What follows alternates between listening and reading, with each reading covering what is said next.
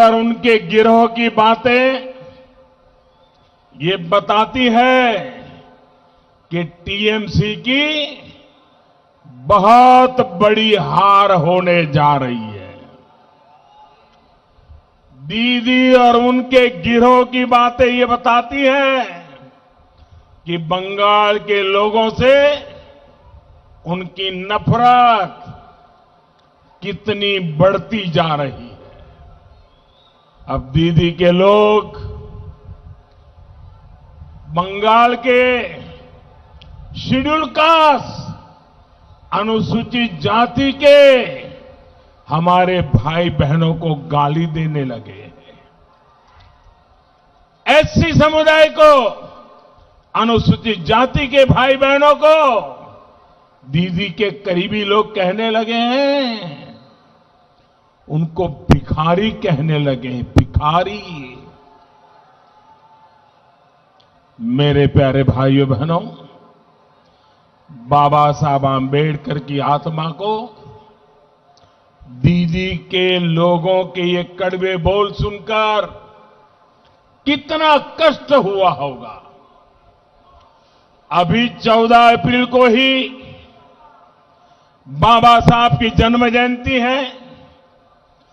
जन्म जयंती से पहले दीदी ने, टीएमसी ने बाबा साहब आंबेडकर का इतना बड़ा अपमान किया है। कोई सोच नहीं सकता था कि बंगाल की धरती पर ये कहा जाएगा, बंगाल के सीएम का कोई करीबी इस तरह की भद्दी बातें कर सकता है। इसका अंदाजा न देश को था न बंगाल को। ये कल्पना से भी परे है कि कोई व्यक्ति ऐसी भाषा बोल सकता है। लेकिन दुर्भाग्य है, दुखद है, ये सच्चाई है। और साथियों, दीदी तो खुद को रॉयल बंगाल टाइगर बोलती है ना। शेड्यूल कास्ट के मेरे भाई और बहनों के खिलाफ ऐसा घृणित बयान बिना दीदी की मर्जी के कोई नहीं दे सकता। आप मुझे बताइए, क्या दीदी की मर्जी के बिना टीएमसी का कोई भी नेता ऐसा बयान दे सकता है क्या? दे सकता है क्या?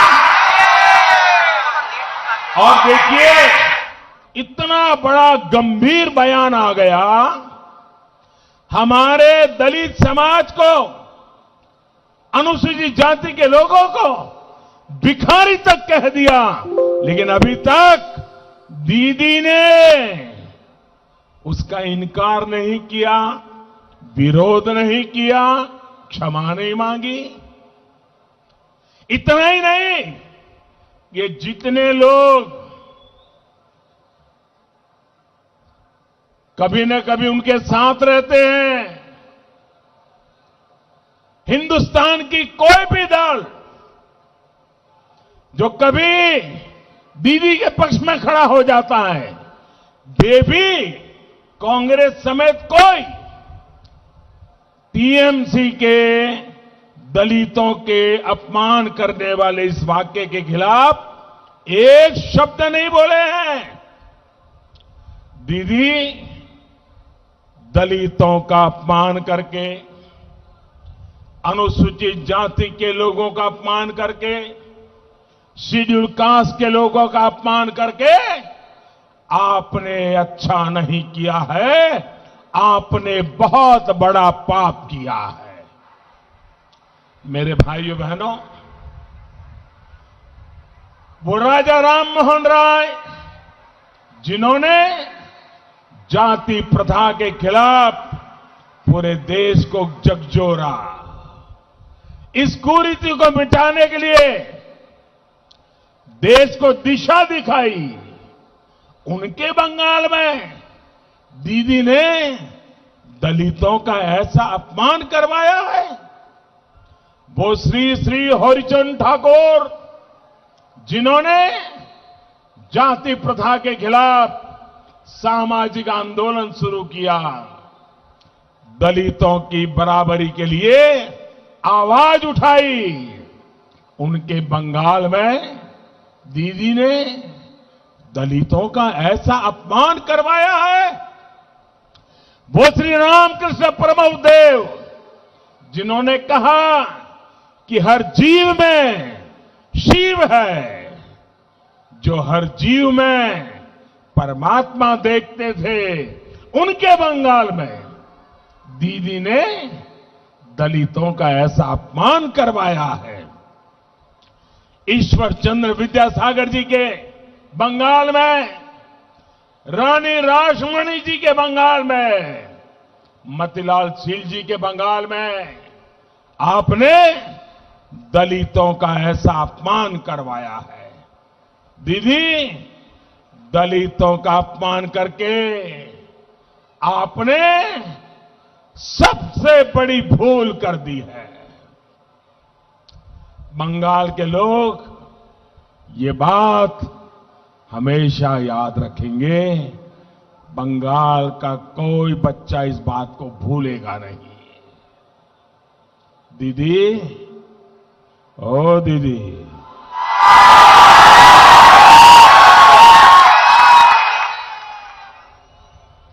अरे दीदी, होती देख, ये क्या हो गया दीदी आपको? क्या हो गया आपके करीबियों को? साथियों, दीदी के करीबी अब कहने लगे हैं कि बीजेपी का वोट देने वालों को उठाकर बाहर फेंक देंगे। सुना है ना आपने? उनके एक मंत्री बोल रहे हैं, जो बीजेपी को वोट देगा उसको बाहर फेंक देंगे। क्या आपको ये भाषा मंजूर है? क्या ये बातें मंजूर है? क्या ये अहंकार मंजूर है? क्या ये लोकतंत्र है? क्या हालत तो ये हो गई है कि दीदी अब केंद्रीय वाहिनी के खिलाफ अपने कार्यकर्ताओं को भड़का रही है।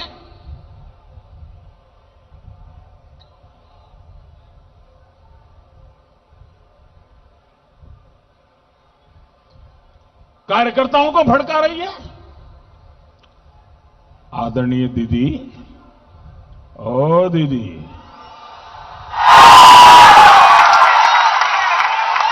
दीदी, आपको गुस्सा करना है तो मैं हूं ना, मोदी पे करिए।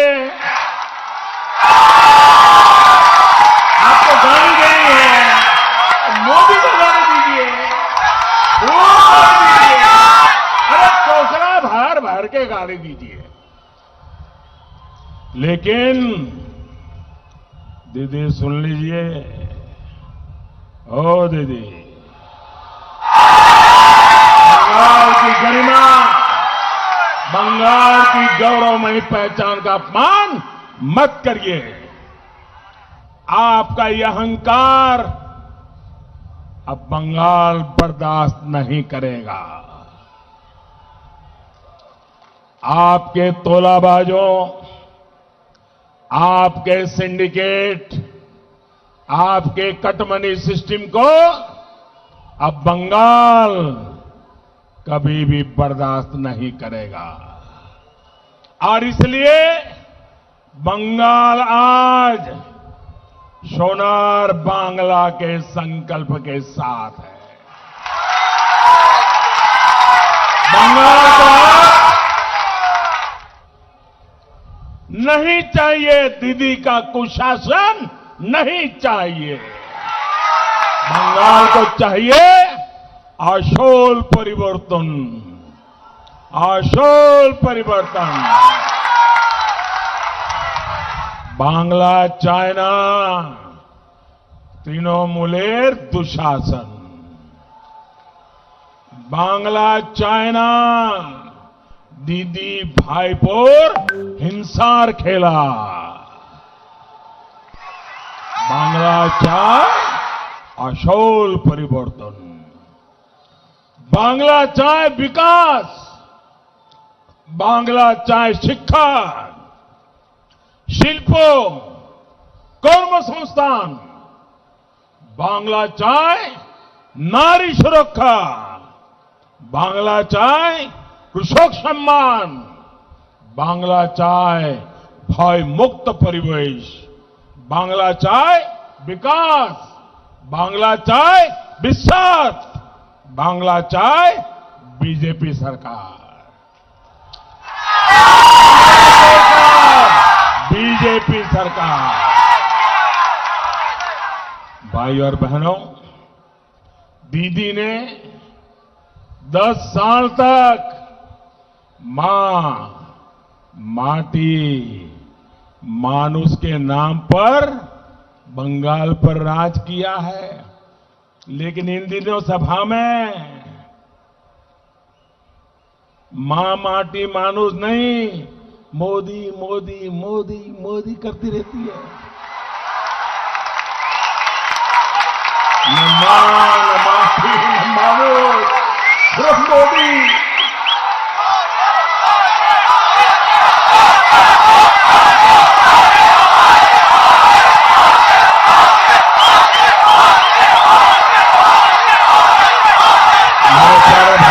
आपका प्यार मेरे सर आंखों पर, आपके आशीर्वाद, इतनी बड़ी तादाद में आई हुई माताओं बहनों के आशीर्वाद, ये मेरे लिए बहुत बड़ी ताकत है, बहुत बड़ी ऊर्जा है। मैं आपको बहुत बहुत वंदन करता हूं, बहुत वंदन करता हूं। भाइयों बहनों, इन 10 वर्षों में बंगाल के लोगों की जो सबसे बड़ी पीड़ा रही है, उसकी उतनी चर्चा नहीं हुई जितनी की होनी चाहिए। ये पीड़ा है बंगाल में दीदी का कुशासन। दीदी ने बंगाल में गवर्नेंस के नाम पर बहुत बड़ा गड़बड़ झाला किया है। बंगाल में जिसका जो काम था, वो अपना काम छोड़कर कुछ और ही कर रहा है। सरकार का काम लोगों की भलाई करना है, लेकिन बंगाल में दीदी और उनके करीबियों ने गरीब तक पहुंचने वाले हर लाभ को लूट लिया। प्रशासन का काम है कल्याण की योजनाओं को तेजी से लागू करना, लेकिन बंगाल में दीदी ने प्रशासन को विकास कार्यों में रोड़े अटकाने के काम में लगा दिया। पुलिस का काम है कानून व्यवस्था का राज बनाए रखना, लेकिन दीदी ने पुलिस को पार्टी के काम में लगा दिया, तोलाबाजों, सिंडिकेट की सेवा में लगा दिया। बंगाल के गरीबों, बंगाल के मध्यम वर्ग, यहां के नौजवानों, यहां की महिलाओं, यहां के बुजुर्गों को, यहां के उद्यमियों को, व्यापारियों को, कारोबारियों को ममता दीदी ने अपने कार्यकर्ताओं के रहम पर छोड़ दिया। जन्मदिन मनाना है तो टीएमसी से पूछो, घर बनाना है तो टीएमसी को कट मनी दो, राशन लेना है तो टीएमसी को कट मनी दो, कहीं अपना सामान ले जाना है, अपना सामान लाना है तो टीएमसी को कट मनी दो, किसी को अपना सामान बेचना है तो टीएमसी को कट मनी दो। बंगाल की जनता से लूटकर दीदी के करीबियों ने बड़े बड़े घर बनवा लिए, बड़ी बड़ी गाड़ी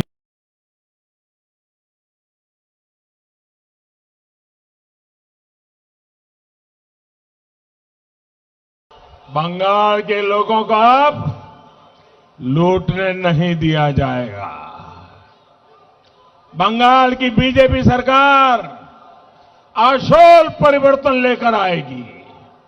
योजनाओं का जो पैसा सरकार की तिजोरी से निकलता है वह पूरा का पूरा लोगों तक पहुंचेगा। दिल्ली से 1 रुपया निकलेगा, कोलकाता से 1 रुपया निकलेगा, तो उस रुपये के 100 पैसे लोगों के पास पहुंचेंगे। जन कल्याण की हर योजना को बंगाल में और तेजी से आगे बढ़ाया जाएगा। पुलिस सिर्फ अपना काम करेगी और प्रशासन सिर्फ अपना काम करेगी।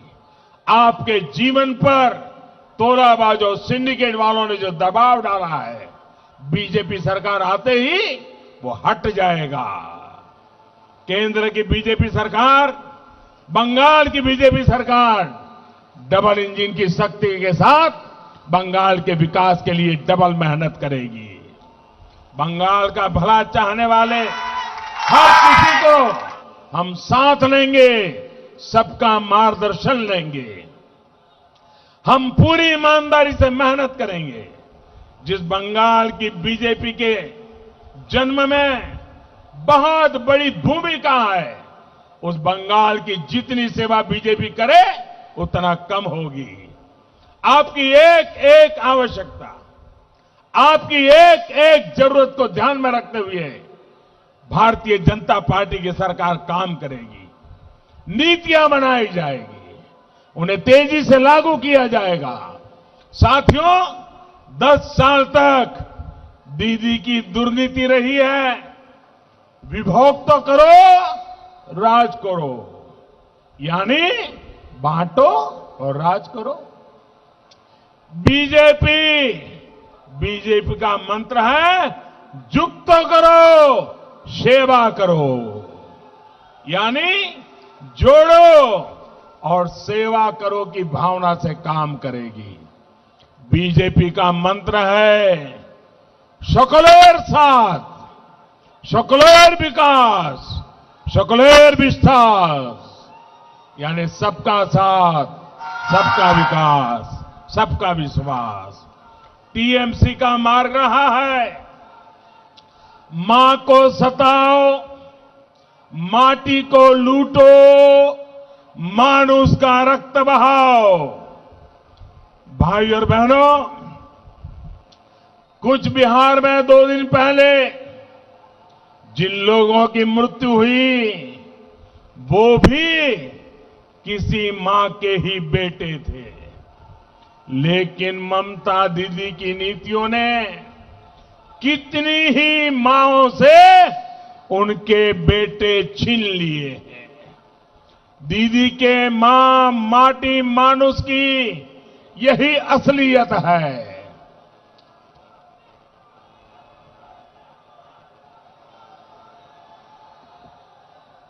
साथियों, इसी चुनाव के दौरान हमने शोमा मजमूदार जी को भी खोया है। दीदी के गुंडों ने बुजुर्ग शोभा मजूमदार जी को इतनी बेरहमी से पीटा था कि आज भी वो तस्वीर आंखों से जाती नहीं है। आप किसी मां के सम्मान की बात, दीदी किस मां के सम्मान की बात करती थी? साथियों, आपने देखा पढ़ा होगा कि बिहार के पूर्णिया जिले के गांव में कल एक मां और एक बेटे की चिता साथ में जलाई गई। बहुत हृदय विदारक दृश्य था। मां की मृत्यु अपने बेटे की हत्या के सदमे से हुई थी। कौन था वीर जवान? वो वीर जवान 2 दिन पहले अपने कर्तव्य का पालन करने बंगाल की धरती पर आया था, लेकिन यहां बंगाल में पीट पीट कर उस पुलिस अफसर की हत्या कर दी गई। मां ने जब अपने वीर जवान बेटे का शव देखा तो मां ने भी दम तोड़ दिया। क्या उस पुलिस अफसर की मां, दीदी, क्या वो आपके लिए मां नहीं थी? आप इतनी कठोर है, इतनी निर्मम है, इसका अंदाजा बंगाल की किसी मां को कभी नहीं था। साथियों, दीदी की दुर्नीति को यहां पूर्वा वर्धमान के कृषकों ने तो बहुत ज्यादा भुगता है। डॉक्टर श्यामा प्रसाद मुखर्जी और बाबा साहब आंबेडकर जैसे दूरदर्शी नेताओं के प्रयासों से देश को दामोदर घाटी जैसी जल विद्युत परियोजना मिली थी। वो चाहते थे कि वर्धमान के खेत सोना उगले, यहां जगह जगह शिल्प लगे, लेकिन उनका ये सपना आज तक सच नहीं हो पाया है। दान का कटोरा कहा जाने वाला हमारा वर्धमान, यहां के लोग आज मूल सुविधाओं के लिए तरस रहे हैं। आजादी के शुरुआती वर्षों में जो नहरें बनी, उसकी सही देखरेख तक यहां की सरकार नहीं कर पाई। नई नहरें बनाना कभी दीदी की प्राथमिकताओं में ही रहा नहीं। धान पैदा करने वाले किसान हो या आलू कृषक, यहां हर कोई बेहाल है। ना सिंचाई की सही सुविधा है, न पर्याप्त मंडियां है, न स्टोरेज की सुविधा है, और न उपज का उचित दाम मिल पा रहा है। आजकल आलू का सीजन है तो स्थिति और भी बिगड़ रही है। बंगाल में कृषक खेतों में परेशान है।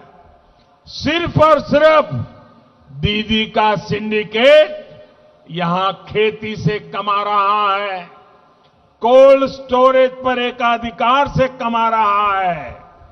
बंगाल में बीजेपी सरकार बनने के बाद ये सभी हालत, मैं आपको वादा करता हूं भाइयों बहनों, ये परिस्थिति सुधारी जाएगी। गरीब किसान को भी कोल्ड स्टोरेज की सुविधा मिले, फूड पार्क की सुविधा मिले, ये सुनिश्चित किया जाएगा। बंगाल में बीजेपी सरकार बनने के बाद यहां के मेरे किसान भाइयों बहनों को फसल बीमा योजना का ज्यादा लाभ मिलेगा। बंगाल में बीजेपी सरकार बनने के बाद यहां सिंचाई परियोजनाओं में और तेजी लाई जाएगी। नहरों की क्षमता बढ़ाने का काम तेज किया जाएगा। किसानों को सोलर पंप, सौर पंप देने वाली कुसुम योजना हो, किसान क्रेडिट कार्ड योजना हो, ऐसी हर स्कीम बंगाल की डबल इंजन वाली सरकार 2 गुनी शक्ति से लागू करेगी। साथियों, किसानों से दीदी की दुश्मनी का सबसे बड़ा उदाहरण है पीएम किसान सम्मान निधि पर बंगाल में रोक। दीदी, ओ दीदी, जरा ये तो बताओ, आपको किसानों से क्या दुश्मनी है?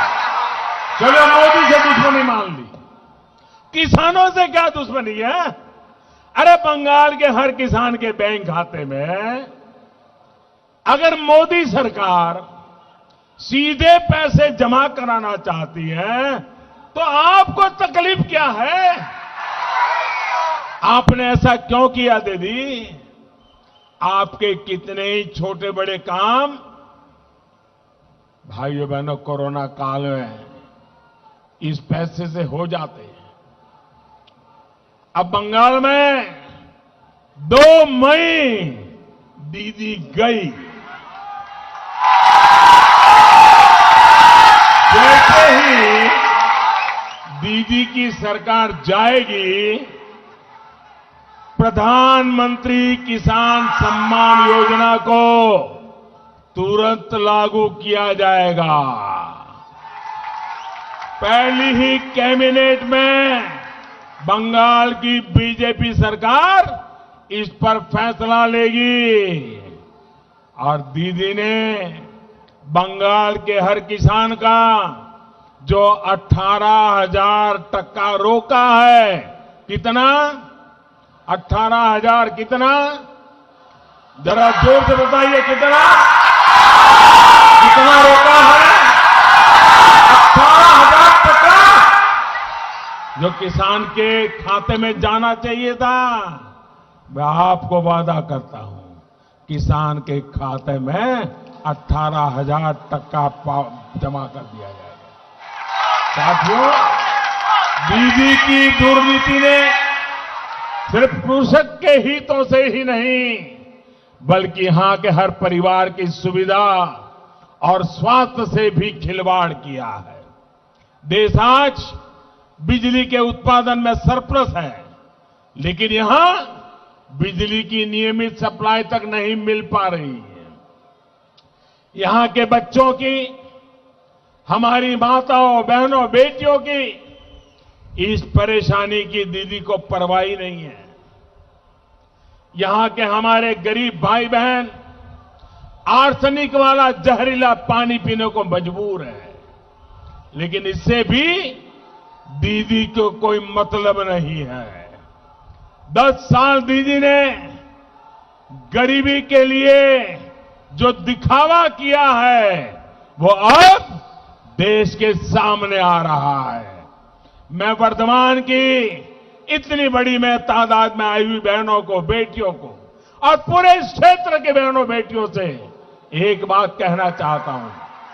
आपके इस सेवक ने अपनी जिम्मेदारी समझते हुए हर घर पाइप से शुद्ध जल पहुंचे, इसके लिए बहुत बड़ी योजना शुरू की है। बंगाल की सरकार को भी सैकड़ों करोड़ रुपए इसके लिए हमने भेजे हैं, लेकिन दीदी की सरकार ने उसका बहुत बड़ा हिस्सा खर्च ही नहीं किया। आप मुझे बताइए, आपके बच्चे आर्सेनिक युक्त पानी पीते रहे, जीवन भर के लिए बीमार होते रहे, क्या दीदी ने आपका ये दर्द समझा कभी? आपका ये दर्द, आपकी ये तकलीफ बीजेपी सरकार दूर करेगी। आपके घर तक नल से शुद्ध जल पहुंचाया जाएगा और इतना ही नहीं, आपके ही गांव में वहीं की बहू बेटियों को उनकी एक कमेटी बनाई जाएगी, उनको ट्रेनिंग दी जाएगी और ये पूरा पानी का कारोबार उस गांव की 5-7 जो हमारी बहन बेटियां हैं उनको दे दिया जाएगा और वो कभी गांव में पानी की किल्लत नहीं होने देगी। भाइयों बहनों, साथियों, दीदी पर आपने इतना भरोसा किया, लेकिन दीदी ने आपका वो भरोसा तोड़ दिया। दीदी ने आपके साथ विश्वासघात किया है। साथियों, यहां बहन हमारी कलिता मां जी बैठी है। ये हमारी बहन कलिता मां जी, ये उम्मीदवार भले ही बीजेपी की है, लेकिन ये बंगाल की बहन बेटियों की आकांक्षाओं का भी प्रतीक है।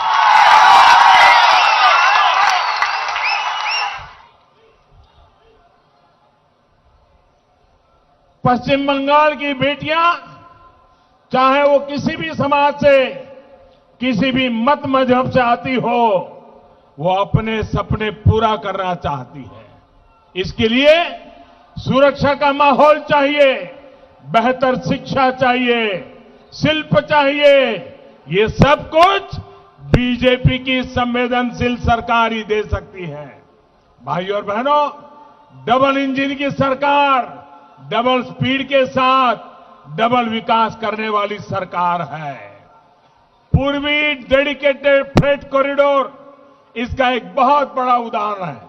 ये फ्रेट कॉरिडोर जब पूरा हो जाएगा तो इस पूरे क्षेत्र में शिल्प के, चाकरी के, बिजनेस के अनेक अवसर तैयार होंगे। इसका एक बहुत बड़ा सेक्शन पूरा हो चुका है और डबल इंजन सरकार बनने के बाद पश्चिम बंगाल वाले हिस्से को भी तेज गति से पूरा किया जाएगा। यहां हर तरह से कनेक्टिविटी बढ़े, गांव गांव तक अच्छी सड़कें पहुंचे, इसके लिए बंगाल की बीजेपी सरकार दिन रात काम करेगी। यही नहीं, इस क्षेत्र में नदियों के ऊपर कनेक्टिविटी की जो समस्या है उसको लेकर भी पूरी गंभीरता से काम किया जाएगा। यहां टीएमसी नेताओं और प्रशासन की मिली भगत की वजह से नदियों के पास बालू माफिया सक्रिय है।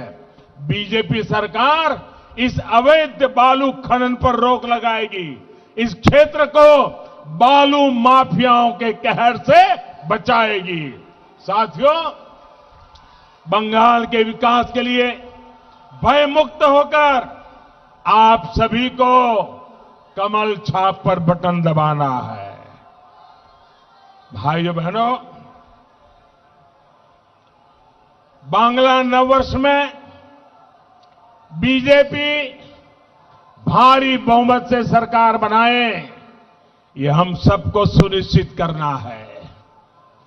भाइयों बहनों, कल से नवरात्रि भी शुरू होने जा रही है। मैं आप सभी को बहुत बहुत शुभकामनाएं देता हूं। मां काली, मां दुर्गा के आशीर्वाद से आप सभी की हर कामना पूरी होगी। इतनी बड़ी संख्या में आप हमें आशीर्वाद देने के लिए आए, मैं आप सबका बहुत बहुत आभारी हूं। दोनों मुट्ठी बंद करके पूरी ताकत से मेरे साथ बोलना है। बोलेंगे, भारत माता की, भारत माता की, भारत माता की, भारत माता की, भारत माता की, भारत माता की। वंदे वंदे वंदे वंदे वंदे वंदे वंदे वंदे वंदे वंदे वंदे। बहुत बहुत धन्यवाद।